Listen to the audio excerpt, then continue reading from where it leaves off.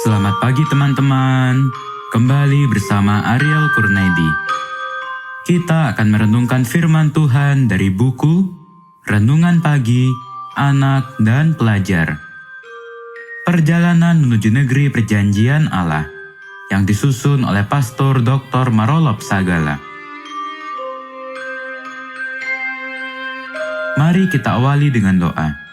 Bapa di sorga, kami akan belajar firman-Mu. Tolong kami supaya firman-Mu menjadi tuntunan bagi kami hari ini. Dalam nama Tuhan Yesus kami berdoa. Hari ini, tanggal 11 Desember, judul renungan kita, Persyaratan Memasuki Kanaan. Ayat hafalan, Bilangan pasal 33 ayat 51. Berbicaralah kepada orang Israel dan katakanlah kepada mereka, apabila kamu menyeberangi sungai Yordan ke tanah Kanaan. Dalam perjalanan bangsa Israel setelah meninggalkan Mesir, pada akhirnya, setelah sekitar 40 tahun, mereka tiba di dataran Moab, di tepi sungai Yordan dekat Yeriko. Sebagaimana yang tercatat dalam kitab Bilangan pasal 33 ayat 48. Disitulah mereka berkemah sebagai persinggahan terakhir sebelum memasuki tanah Kanaan.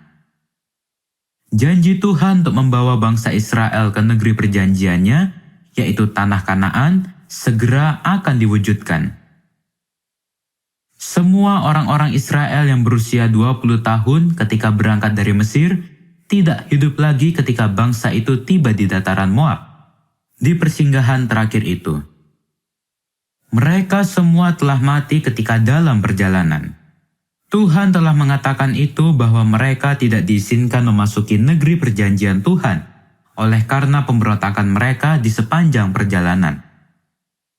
Hanya bangsa Israel yang sisa dan sebagian yang baru lahir di sepanjang perjalanan. Merekalah yang akan memasuki tanah Kanaan. Salah satu tugas terakhir yang diberikan Tuhan kepada Musa adalah membacakan kembali hukum-hukum Tuhan yang sudah disampaikan di Sinai. Tugas lain adalah menceritakan kembali sejarah perjalanan bangsa Israel itu dan bagaimana kuasa dan keajaiban yang Tuhan telah lakukan.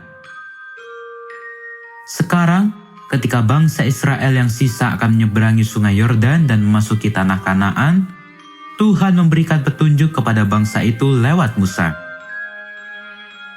Tuhan berfirman kepada Musa di dataran Moab, di tepi sungai Yordan dekat Yeriko. Pesan Tuhan adalah agar bangsa itu harus melakukan semua persyaratan yang Tuhan sampaikan ketika menyeberangi dan memasuki tanah Kanaan.